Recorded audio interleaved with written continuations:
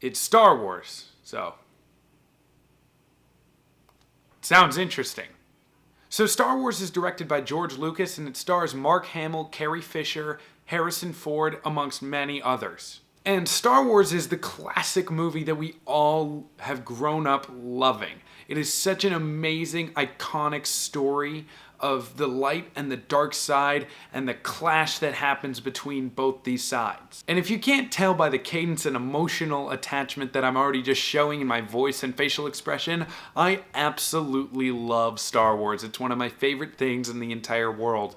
And I didn't get to go see a movie this weekend, so I figured I would just talk about Star Wars and just kind of review a classic movie. From the unbelievably groundbreaking special effects to the performances to the just tale of woe that it tells and the amazing music scored by the magician John Williams, it is just such an awesome story. Just starting with that opening shot when you see Princess Leia's ship and you're like, wow, that's pretty cool. And then you see the Star Destroyer swoop in from the top. It is so amazing, and I can't even imagine sitting in the theater back in the 70s going, what is even going on? And then when Darth Vader shows up, is he a robot? Is he a man? What is going on? Is he good? Is he evil? I would have been so frightened I would not have known what to do. Now, unfortunately, we don't really have the original cuts of Star Wars anymore. We have these crappy special editions that are all these Frankenstein versions of Star Wars put together. And due to that purpose, I'm going to be talking about the special edition on DVD that was released quite a few years back, which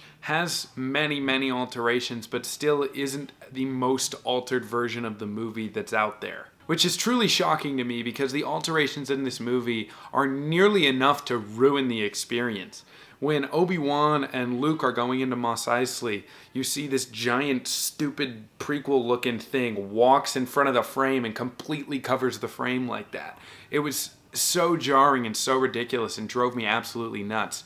But I'm going to try to avoid most of those special edition things when I talk about it here. And that's what's so brilliant about Star Wars is the tone that's established every time a new character is introduced. You can immediately grasp the basic essence of each character the first time they walk on screen. The first time you see Luke, you know he's just striving, he's just eager for this new life of adventure and excitement, and he's sick of being this moisture farmer on Tatooine. The first time you meet Han Solo, you know exactly what he wants to do. He just wants money. The first time you see Leia, you know that she is just this royalty who just kind of, I don't know, she just feels lost and attacked by the Empire.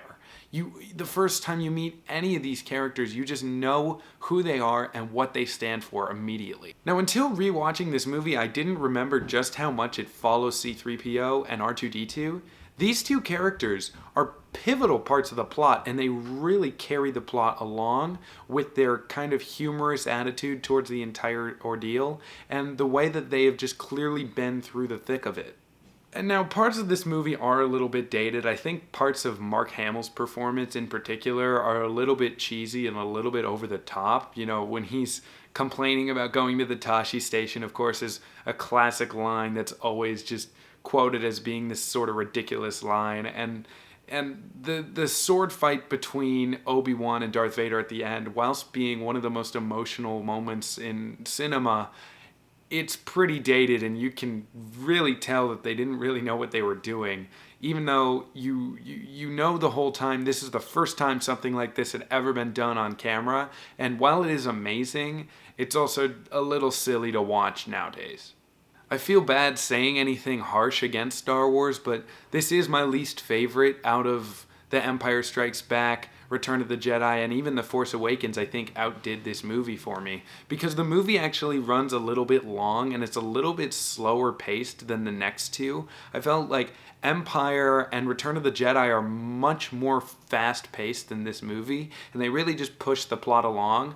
Now, granted, this movie did establish everything, so it makes sense that maybe it ran a little bit slower and a little bit longer, but it just didn't feel as gripping to me. You know, even the trench run, which is one of the most iconic scenes in movie history, feels a little bit outdated, and even though it's still really thrilling to watch. The moments that really shine for me in Star Wars are moments that are really character-driven moments. Like when our three main characters are in the trash compactor and they have to be freed by R2-D2 and C-3PO. There's so much going on here. You're gaining so much information about how these three characters interact whilst under pressure.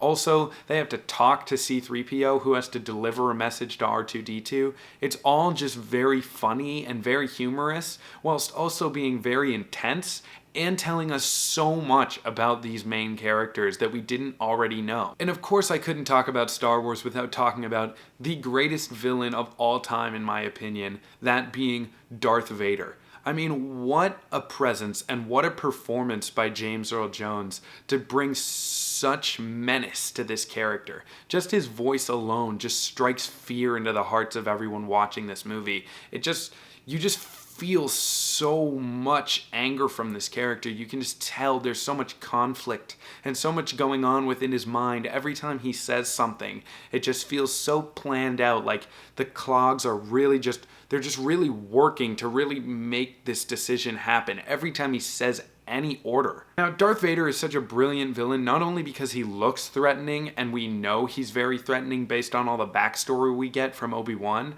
but we can see that he is a very threatening character, because anytime anyone who's on his side asks him a question, even they are scared of him. And you can see that when he's not happy, he will kill you. In the end, Star Wars is one of my favorite movies of all time, and I don't really think there's much more to be said about it. It's just one of the greatest movies in film history, and that's why I'm going to give Star Wars a 3.9 out of 4.